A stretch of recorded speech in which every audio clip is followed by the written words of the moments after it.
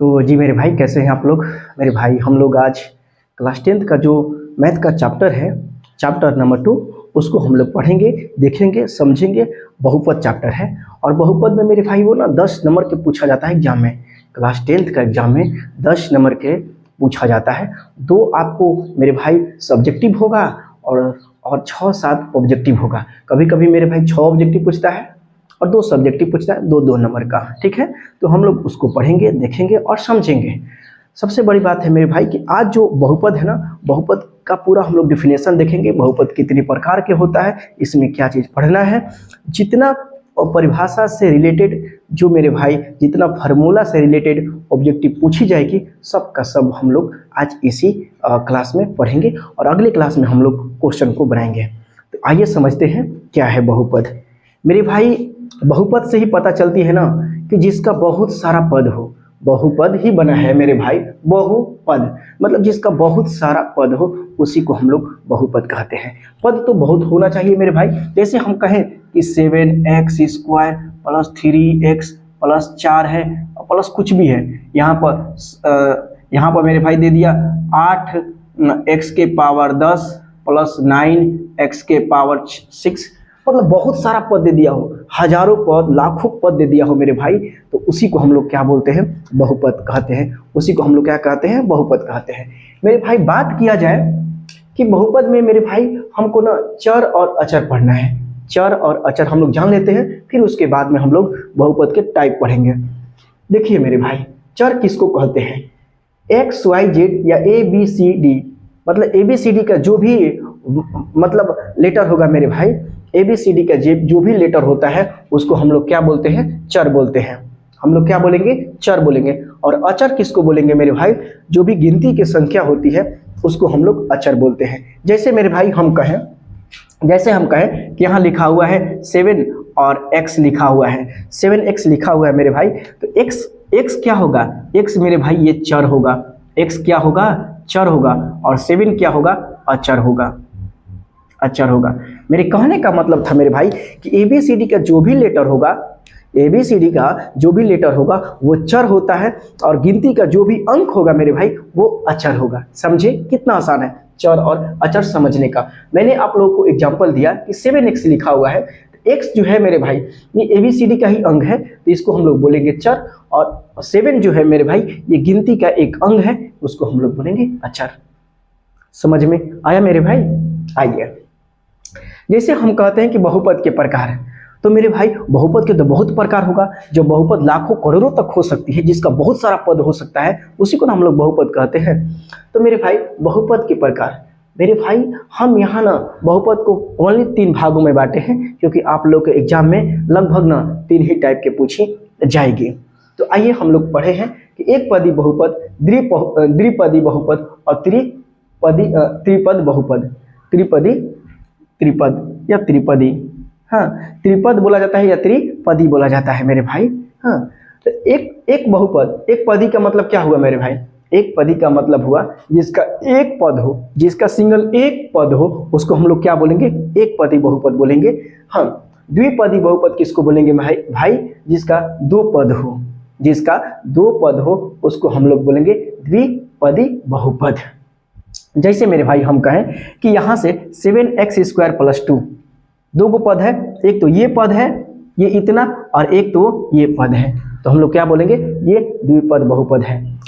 एक पदी बहुपद किसको बोलेंगे मेरे भाई, जिसका एक पद हो, जिसका एक पद हो। देखिए तो यहाँ पर 3x सिंगल है, 4y, हाँ, 5u, ये एक पदी बहुपद होगा मेरे भाई। क्या होगा, एक पदी बहुपद होगा। जिसका 2 पद हो उसको हम लोग द्विपद बोलते हैं।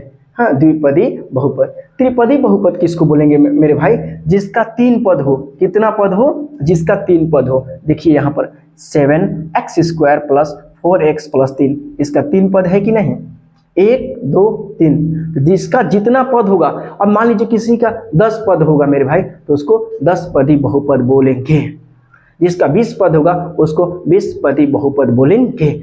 जिसको जितना पद होगा उसका मतलब उसको वही बहुपद बोलेंगे। इसमें पद कैसे गिनेंगे, तो 1 2 3 गो है कि नहीं मेरे भाई, तो त्रिपद बहुपद होगा। अब बताइए मेरे भाई, अब बताइए यहाँ पर कोई है बहुपद 7x² प्लस 9x, कौन बहुपद है? दो पद है, एक और दो, तो द्विपद बहुपद बोलेंगे। इसको क्या बोलेंगे? द्विपद, द्विपद बहुपद। समझ में आया मेरे भाई? तो इसको हम लोग बोलेंगे द्विपद बहुपद बोलेंगे। इसी में पढ़ना है ना मेरे भाई। ऑब्जेक्टिव में पूछ देता है कि बता, ऐसा दे देगा क्वेश्चन, अब पूछेगा कि बताइए तो कौन से बहुपद है, तो हम लोग बाद में बात करेंगे जब हम आप लोगों को पूरा समझा देंगे, उसके बाद बताएंगे कि एग्जाम में क्वेश्चन बेस मतलब कौन सा क्वेश्चन पूछता है। जैसा क्वेश्चन पूछेगा मेरे भाई हम आपको वैसा क्वेश्चन ही बताएंगे, ठीक है। आइए देखिए, शून्य बहुपद क्या होता है? जिसका घात शून्य हो, जिसका घात कितना हो? शून्य हो, उसको हम लोग बोलेंगे शून्य बहुपद। उसको क्या बोलेंगे? शून्य बहुपद। जैसे 3 के पावर 0, किसी भी संख्या के पावर 0 हो मेरे भाई, उसका मान क्या होता है? 1 होता है। किसी भी संख्या का मेरे भाई पावर 1 होता है, कोई भी संख्या हो उसका पावर 1 हो, उसका मान कितना होता है? तो उसका मान 1 होता है। कोई भी संख्या हो यदि उसका पावर 0 हो तो उसका मान 1 होता है। तो मेरे भाई 3 के पावर 0 के मान क्या हुआ? 1। 4 के पावर 0 के मान 1। देखिए यहाँ पर ये कौन से बहुपद है? तो इसको बोलेंगे शून्य बहुपद। क्यों? क्योंकि यहाँ x के पावर कितना है? 0 है। तो हम बोले थे मेरे भाई 9 तो 9 गुणे x के पावर 0, ठीक है, बराबर 9 गुणे x के पावर 0 है तो उसका मान कितना होगा? 1 होगा, और 1 में 9 से गुणा करेंगे तो कितना होगा? 9 होगा। समझे मेरे भाई? तो चलिए फिर आता है मेरे भाई कि रैखिक बहुपद। रैखिक बहुपद को ही हम लोग एक पदी बहुपद बोलते हैं। रैखिक बहुपद को ही हम लोग एक पदी बहुपद बोलते हैं। तो जिसका अधिकतम घात कितना हो? 1 हो। जिसका अधिकतम घात कितना हो मेरे भाई? 1 हो, तो उसको हम लोग बोलेंगे रैखिक बहुपद। जिसका अधिकतम घात 1 हो उसी को हम लोग क्या बोलेंगे? रैखिक बहुपद या एक पदी बहुपद। जैसे मेरे भाई 3x के पावर 1, उसको हम लिखेंगे 3x। मतलब मेरे भाई क्या है ना, एक पावर को लिखा नहीं जाता है। जैसे मेरे भाई यहाँ पर 3x है ना, तो x कितना है? तो 1 है मेरे भाई। x के पावर कितना है? तो 1 है। जिसका अधिकतम घात 1 होगा उसको हम रैखिक बहुपद बोलेंगे। देखिए 4y के पावर 1 बराबर 4y लिखा जाता है, 4y लिखा जाता है। समझे मेरे भाई? आइए देखिए द्विघात बहुपद। द्विघात बहुपद से मतलब क्या होता है? द्विघात मतलब जिसका अधिकतम घात 2 हो।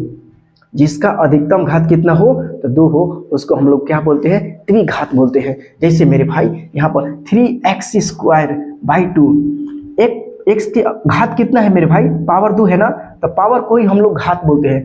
तो x के अधिकतम घात कितना है? यहाँ x के अधिकतम घात मेरे भाई 2 है, तो इसको हम लोग बोलेंगे द्विघात बहुपद। देखिए यहाँ पर 5x के पावर 2, यहाँ अधिकतम घात कितना है? 2 है, तो इसको हम लोग बोलेंगे द्विघात बहुपद। समझे? त्रिघात बहुपद क्या होता है? जिसका अधिकतम घात 3 हो मेरे भाई, जिसका अधिकतम घात 3 हो उसको हम लोग त्रिघात बहुपद बोलेंगे। जैसे देखिए इसका अधिकतम घात कितना है? 3 है ना, तो इसको हम लोग क्या बोलेंगे?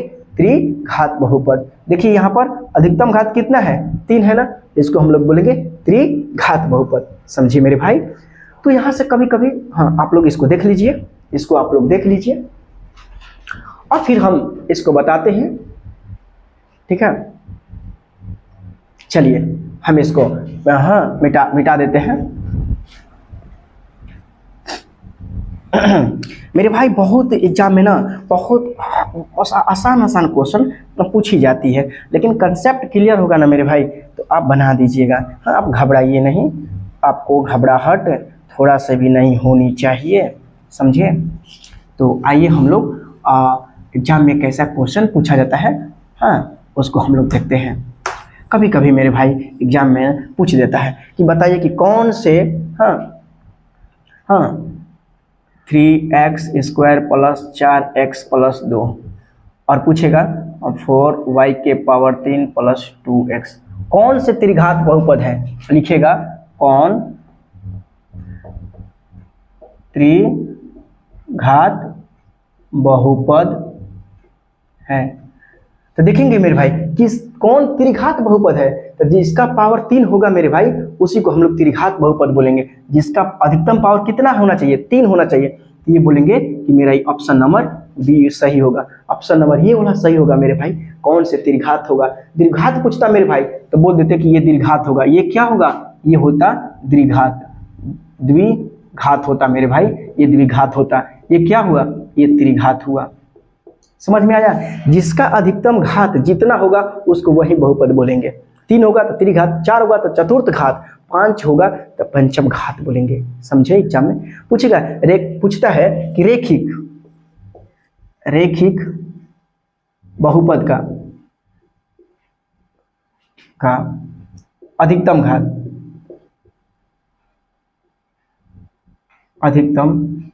घात कितना होता है।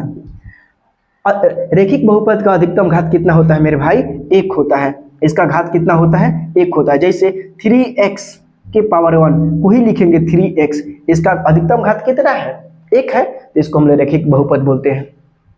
पूछेगा द्विघात बहुपद का अधिकतम घात कितना होता है, तो 2 होता है। त्रिघात बहुपद का अधिकतम घात 3 होता है। तो ऐसे क्वेश्चन देता है मेरे भाई, आपको एग्जाम में पूछा जाता है। आइए एक को बताते हैं, हाँ एक फार्मूला बताते हैं मेरे भाई कि जब बहुपद का, हाँ जब आइए, जब देखिए यहाँ पर, जब द्विघात बहुपद के शून्यकों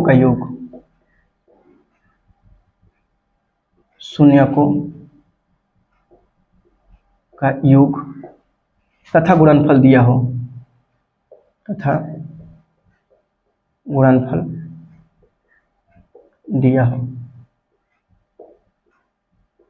मेरे भाई जब द्विघात बहुपद के शून्यकों का योग और गुणनफल दिया हो तो पूछ देगा शून्यकों का योग बराबर क्या होगा। मेरे भाई पूछेगा क्वेश्चन में कुछ शून्यकों का फार्मूला नंबर 1। अब से मेरे भाई यहाँ से आपका फार्मूला स्टार्ट हुआ, यहाँ से आपका सूत्र स्टार्ट हुआ, आप लोग देखिएगा। पूछेगा कि शून्यकों का योग क्या होता है, शून्यकों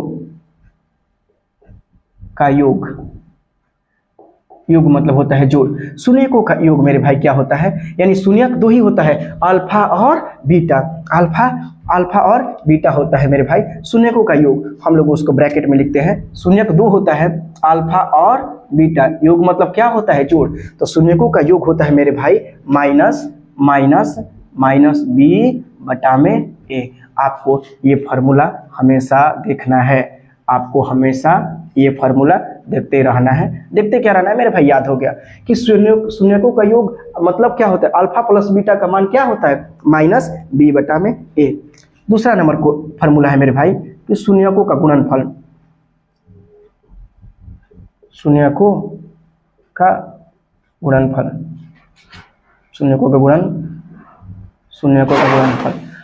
गुणनफल का मतलब मेरे भाई, गुणनफल मतलब होता है गुणा, यानी शून्य कितना होता है, 2 होता है, अल्फा और बीटा। तो अल्फा इंटू बीटा का मान क्या होता है, तो मेरे भाई सी बटा में ए होता है। क्या होता है, सी बटा में ए होता है। ये हुआ आपका फार्मूला नंबर 2, ये हुआ मेरे भाई आपका फार्मूला नंबर 2 हुआ। देखिए पूछेगा कि जब द्विघात बहुपद के शून्यकों का योग तथा गुणनफल दिया हो तब शून्यकों का योग क्या होता है, माइनस बी बटा में ए, और शून्यकों का गुणनफल क्या होता है, सी बटा में ए। क्वेश्चन कैसे देता है मेरे भाई, क्वेश्चन दे दिया आपको, क्वेश्चन दे दिया मेरे भाई। ये क्वेश्चन है कि 3x square plus 4x plus 3, ऐसे क्वेश्चन दे दिया है मेरे भाई कि 3x square plus 4x plus 3, और पूछेगा कि शून्यकों का योग क्या होगा। देखिए मेरे भाई यहाँ लिखिएगा, यहाँ a बराबर होगा मेरे भाई, a बराबर होगा 3, a का मान 3 होगा, b का मान 4 हो जाएगा, b बराबर क्या होगा 4, और c का मान क्या होगा मेरे भाई 3 होगा। देखिए यहाँ मेरे भाई a के मान 3 हुआ, b का मान 4 हुआ और c का मान 3 हुआ। कितना आसान है, a b c करते जाना है। और पूछेगा क्वेश्चन में, पूछेगा मेरे भाई कि शून्यकों का योग क्या होगा, पूछेगा कि शून्यकों का योग, हाँ शून्यकों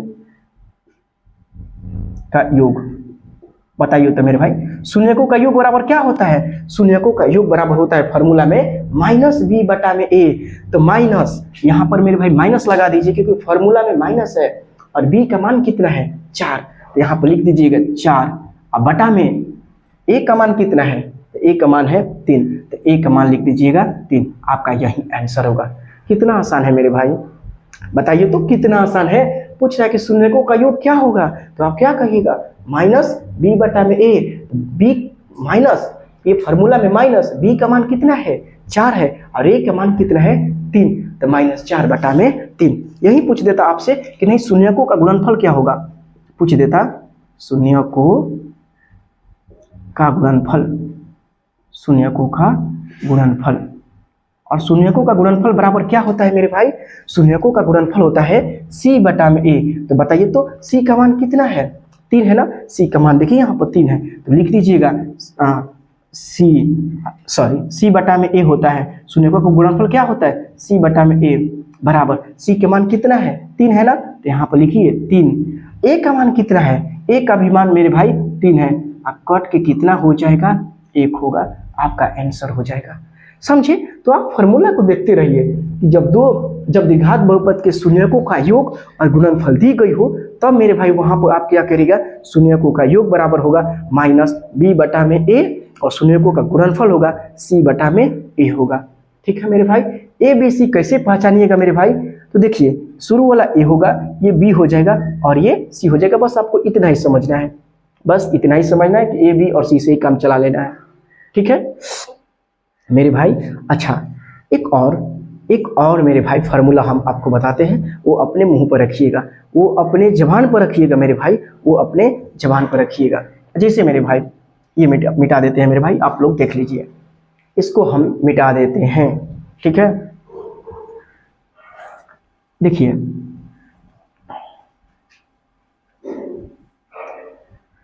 जब मेरे भाई द्विघात बहुपद बनाना हो, द्विघात बहुपद बनाने का एक नियम फॉर्म होता है। हाँ, द्विघात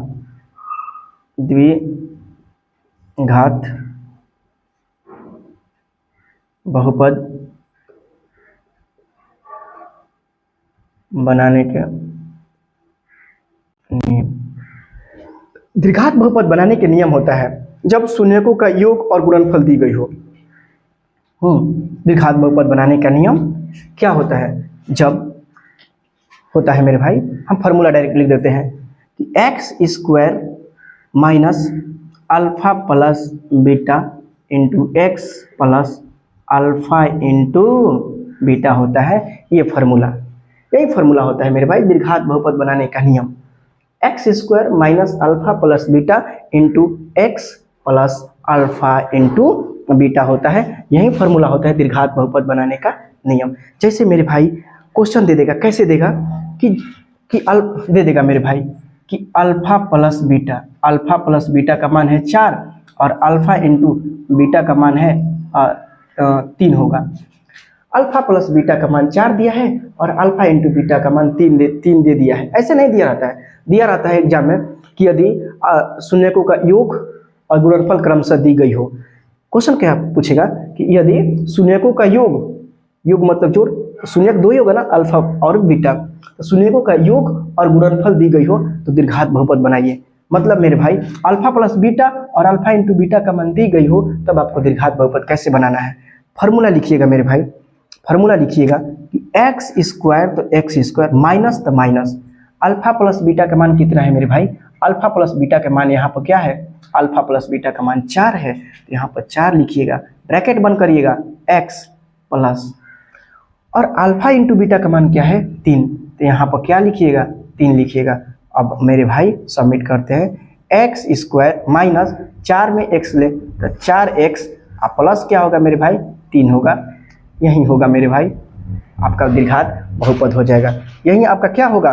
द्विघात बहुपद हो जाएगा। कब? जब शून्यकों का योग और गुणनफल दी गई हो तब। समझिए मेरे भाई। तो हम लोग कल चैप्टर 2.1 पूरा पढ़ेंगे, 2.1 पढ़ेंगे, फिर 2.2 पढ़ेंगे, फिर 2.3 पढ़ेंगे और फिर बहुपद को खत्म करेंगे। मेरे भाई बहुपद जो है ना वो एग्जाम में 10 मार्क का पूछा जाता है। हाँ, तो हम लोग इस चीज़ को पढ़ेंगे और बेहतरीन तरीक़े से पढ़ेंगे, कल आप लोग देख लीजिए। हाँ, फिर एक बार, शून्यकों का योग होता है मेरे भाई माइनस बी बटा में ए, और शून्यकों का गुणनफल होता है सी बटा में ए। द्विघात बहुपद बनाने का नियम होता है x square minus alpha plus beta into x plus alpha into beta. समझ लीजिएगा। हाँ ठीक है मेरे भाई, ओके बाय।